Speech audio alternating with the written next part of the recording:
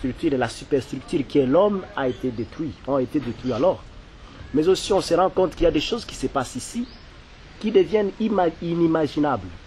On suppose qu'un petit bébé qui est violenté, on se demande finalement, et on cesse d'être un homme, on devient comme un animal.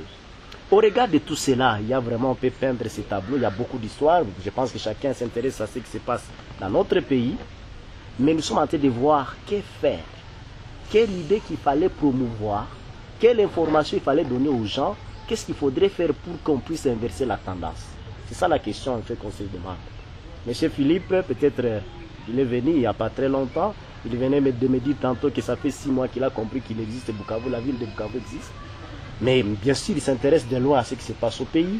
Qu'est-ce que lui pense, qu'est-ce qu'il faudrait faire pour qu'on puisse quitter cet état de choses? Vous avez la parole, monsieur Philippe. Moi, je pense qu'il est essentiel de réaliser que personne n'est impuissant pour changer les choses et que, comme ça vient d'être dit, le changement vient de l'intérieur. Le changement, c'est d'abord parce que quand on veut changer un pays dans une situation aussi complexe qu'est le Congo aujourd'hui, on s'attaque à une mission impossible. Mais elle n'est pas vraiment impossible dans le sens que le changement commence par moi. Il faut que les Congolais, les Kivusiens comprennent que la solution est en eux. La solution est en eux. Si Jésus est le centre de ma vie, si j'ai remis ma vie à Jésus-Christ, s'il dirige ma vie, alors sa puissance d'amour, sa puissance créatrice, sa puissance de pardon est en moi. Et à partir de là, je peux commencer à lutter, à refuser les idées de pauvreté et d'impuissance. À ce moment-là, la puissance de Dieu est en moi et elle va se mettre à l'œuvre. Et peut-être, il y a une parole de Jésus, entre autres, qui est tellement importante. C'est quand Jésus disait « Ce que vous voudriez que les autres fassent pour vous, faites-le de même pour eux. N'attendez pas que les autres le fassent pour vous, faites-le de même pour eux. Prenez conscience, même si vous êtes aujourd'hui dans une situation de pauvreté, de misère, prenez conscience qu'il y a des jeunes filles violées, des bébés violés.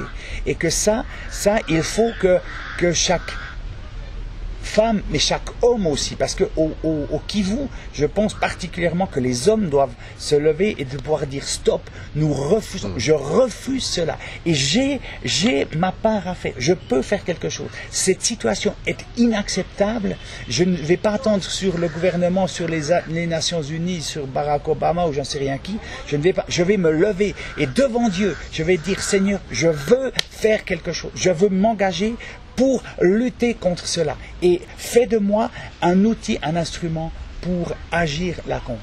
Merci. Donc, en quelque sorte, vous voulez dire qu'il faut éviter l'indifférence. Et voilà. chacun se sente il faut combattre cela. C'est un problème qui ne concerne pas les voisins. Ça me concerne, je dois faire quelque chose. Oui. Merci beaucoup, Pasteur Crispin. Que faut-il faire? En tout cas, je marie pratiquement les deux positions qui ont été dites ici. C'est-à-dire, il y a l'enseignement et puis il y a l'action. Donc, ce sont deux choses que j'ai mariées à la fois. Moi, j'ai dit, lorsque nous avons l'habitude, lorsque je me voyais, moi, dans l'autre côté, c'est-à-dire du côté de la politique, je pensais que l'essentiel, c'était d'ouvrir des prisons. C'était la punition. Et je suis né dans un milieu où la punition est la base d'éducation. On va voir même des policiers, c'est caché en cours de route. Les roulages, c'est caché. Ils attendent qu'un véhicule puisse rouler aussi rapidement pour pouvoir sortir et dire excès de vitesse. Mais je suis arrivé dans un autre milieu où à l'avance, on vous dit même là où se trouve le roulage. À l'avance, on vous dit là où il y a les caméras de surveillance. On vous dit ici, attention, roulez lentement, il y a caméra. C'est-à-dire, c'est la prévention. Et la prévention, vous ne pouvez pas prévenir si vous n'êtes pas éduqué, si vous n'êtes pas enseigné et si vous n'êtes pas conscientisé. C'est la raison pour laquelle j'ai dit les deux actions doivent être suivies. C'est-à-dire à la fois l'enseignement et aussi l'action. Voilà le devoir. Merci beaucoup. Monsieur Emmanuel, Pasteur Emmanuel, vous avez dit. Oui, vous avez parlé tantôt de viol. Et il faut rappeler que le viol n'est pas un fait culturel congolais, même pas africain. Les viols, tels qu'il est pratiqué dans notre pays, nous a été imposé dans des buts bien précis pour nous humilier, nous détruire, afin de pouvoir nous exploiter. N'oublions pas cela. Aujourd'hui, ce n'est plus le temps de l'indignation. Oui, il faut former les gens, il faut enseigner. Aujourd'hui, comme l'a dit le pasteur Crispin, c'est le temps de l'action. Mais le problème, c'est que nous ne voyons pas cette action se mettre en place. Pourquoi? Parce que il me semble que le peuple congolais est un peuple qui a, pour le moment en tout cas, tellement peur, hein, la peur de combattre ces fléaux-là. Et c'est ce qui me fait peur. Je me demande même si nos ennemis n'ont pas atteint leur but, à savoir nous détruire sur le plan psychologique. Parce que si de telles choses peuvent se passer chez nous et qu'il n'y a aucune réaction, parce que tout simplement les gens ont peur, la peur de mourir, alors là nous sommes mal barres, comme disent les Français. Il y a un homme assez important, Martin Luther King, qui avait dit, si nous avons peur de mourir pour quelque chose que nous jugeons indigne, nous ne méritons même pas de vivre. Je pense qu'il faudra que dans les jours à venir, nous puissions nous mettre debout. Et les hommes peuvent se mettre debout.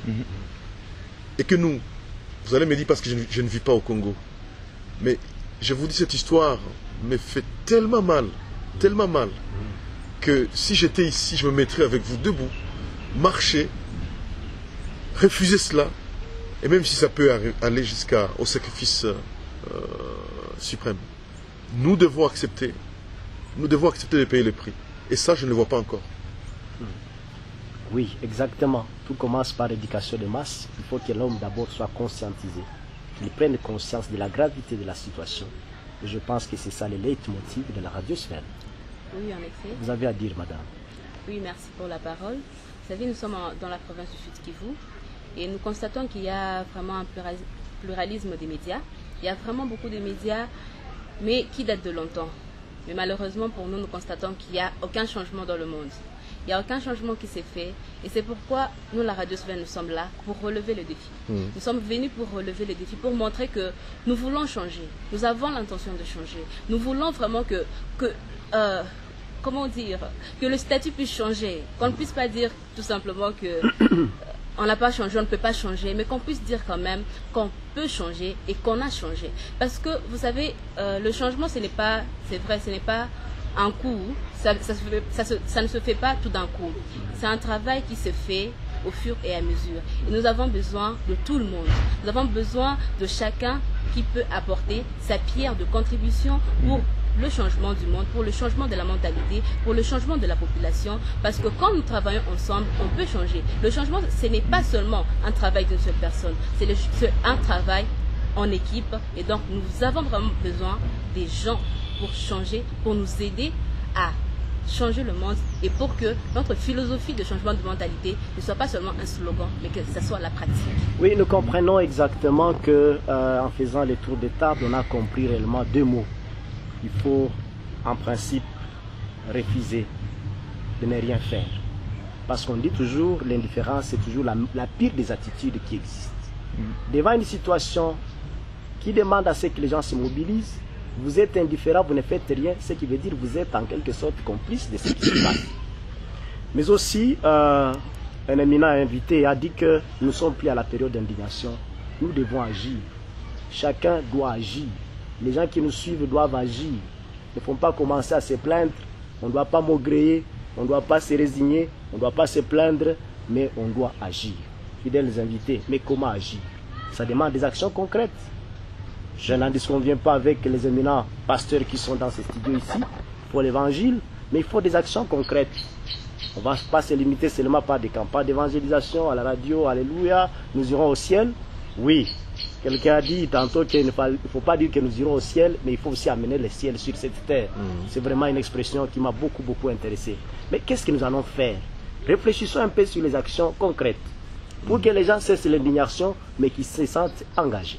Nous avons compris un canal approprié pour ça, la radiosphère, qui a compris qu'il fallait une éducation de base. Interpeller l'homme pour qu'il agisse. Monsieur Pasteur Baïzir, quelle action concrète mener par rapport à ça? Bon, comme vous avez dit là, la citation que vous venez à peine de dire tout de suite là, c'est Jésus qui l'a dit. Hein? Il a dit que vous serez bénis sur la terre et dans les cieux. Et je pense que la vie sur la terre nous concerne tous. Je pense par rapport à notre contexte ici, nous devons revoir nos échelles de valeurs d'abord. C'est au niveau de la famille, tout commence par là. Parce qu'avec tout ce que nous expérimentons comme dépravation de mœurs au niveau de la société, cela affecte l'enfant dès son jeune âge. Et lorsque cet enfant grandit, il a déjà appris la violence à partir de sa maison, à partir de sa famille. C'est très facile pour lui de prendre une arme et aller tuer l'autre. Parce qu'il a déjà vécu d'une façon ou d'une autre ce genre de choses dans sa famille. Si un jeune homme ne sait pas respecter sa sœur, sa grande sœur ou sa petite sœur, il sera très facile de violer une dame.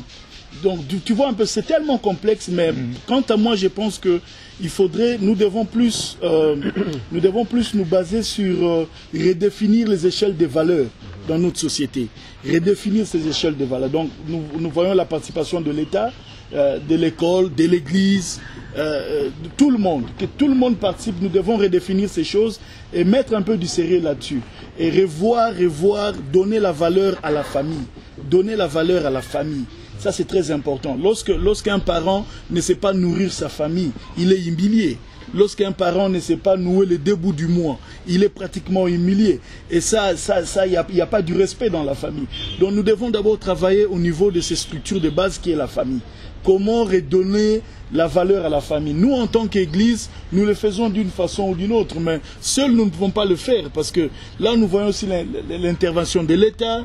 L'État aussi sa part. Nous, l'Église, nous avons notre part. L'éducation générale, le système éducatif du pays doit converger sur ça, donner la valeur à la famille. De le bas âge, que l'enfant apprenne certaines valeurs, que l'échelle de valeurs soit définie clairement et que tous ensemble nous puissions travailler pour l'atteindre. Et je pense, à partir de là, nous verrons l'impact dans la société. Oui, nous comprenons que, heureusement, la directrice de la radio Sylvain est en train de nous suivre attentivement. Il faut vraiment une éducation de masse. Essayer d'inverser la tendance. Ce qui se passe, toutes les pratiques, les attitudes négatives, essayer de combattre cela pour que ces mauvaises attitudes puissent changer.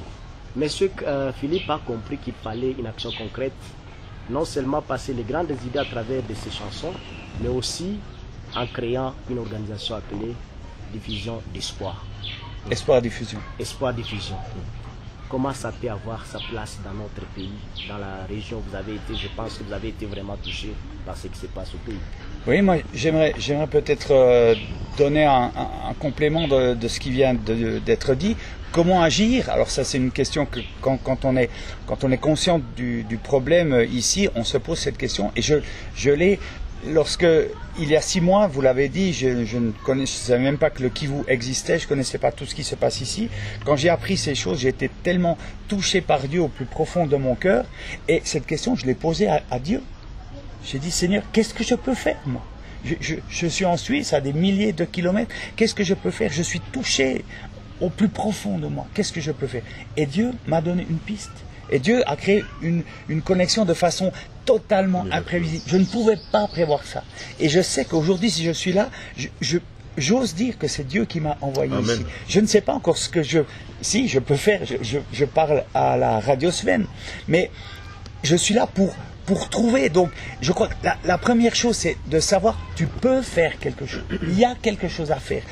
Si Dieu t'interpelle, si Jésus est en toi, Dieu va t'interpeller. Tu ne peux pas laisser ces choses se produire. Tu ne peux pas être indifférent. Il faut, jusqu'à aujourd'hui, si tu as vécu dans l'indifférence, repens-toi pour ça. Je n'ai pas le droit quand je sais ces choses, je n'ai pas le droit d'accepter.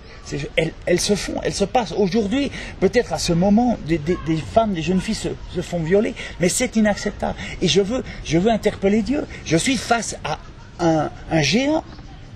Comme David était face au géant Goliath, et personne ne pouvait combattre ce géant. Mais Dieu a donné à David, parce qu'il était près du cœur de Dieu, Dieu lui a donné une stratégie. Et cette stratégie existe. Et c'est ensemble, ça a été dit tout à l'heure, ensemble, en prenant conscience, lorsque nous serons debout à pouvoir travailler, réfléchir, prier ensemble et demander à Dieu, révèle-nous Seigneur. Et je crois que cette stratégie va être donnée. Oui, nous comprenons Amen. très bien l'intérêt que chacun porte à la situation et l'engagement qu'il voudrait prendre pour qu'il fasse quelque chose. Nous sommes avec Pasteur Crispin. Il vit à des milliers de kilomètres, précisément dans un pays scandinave, en Norvège, plus de 2000 kilomètres. Mais lui a pensé qu'il fallait faire quelque chose au Congo en créant la Radio Sven, un média de changement de mentalité. Est-ce que vous pouvez nous parler, monsieur le visionnaire, promoteur de la radio? Donc ce n'est pas un secret pour chacun. Nous émettons dans les studios de la Radio Sven qui appartient à monsieur Crispin Cachalet. En créant cette radio là-bas, vous avez voulu poser une action concrète. Même si vous êtes pasteur, vous avez voulu qu'il fallait faire quelque chose. Est-ce que vous pouvez nous expliquer, essayer de montrer comment c'était une bonne... en quoi c'est une stratégie efficace par rapport à la situation de l'ère? Très bien, merci. La radio Sven ne m'appartient pas. La radio Sven appartient aux journalistes qui travaillent à la radio. Oui. Donc, Dans les cas de la pyramide renversée. C'est dans le cas de la pyramide renversée, mais aussi c'est à leur responsabilité. Amen. Parce que c'est ça le problème que nous avons dans notre société. Il est difficile d'agir. Pourquoi? Parce que nous sommes dépendants. Nous restons dépendants. Nous avons une structure que nous avons détruite dans notre pays. Et nous le savons tous. À l'époque, lorsque on n'était pas très intelligent à l'école, on t'orientait vers la pédagogie. C'est-à-dire, on voyait l'intelligence, la capacité d'intelligence que tu as, on dit non, non, celui qui est faible, il va faire la péda. Les autres, c'est commercial, les autres, c'est scientifique, donc les plus doués et tout ça. Mais nous avons oublié que ceux qui sont orientés vers la pédagogie, ce sont eux qui vont commencer à enseigner les autres. C'est-à-dire, ce sont eux qui vont aller former les autres. C'est-à-dire, un parent responsable, un politique responsable, il accepte de laisser son enfant aller être formé par quelqu'un qui n'est pas aussi intelligent. Vous l'avez bien dit ici. Vous avez dit un pasteur professeur.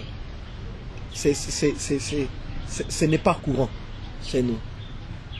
C'est-à-dire que ceux-là qui sont maintenant dans l'enseignement, on prend des personnes, ou soit seulement par son courage, ou seulement parce que malgré ses insuffisances, on accepte qu'il puisse vous donner quelque chose. Et on ne peut donner que ce qu'on a. Tu n'es pas moins intelligent, tu vas donner, tu ne vas pas donner l'intelligence.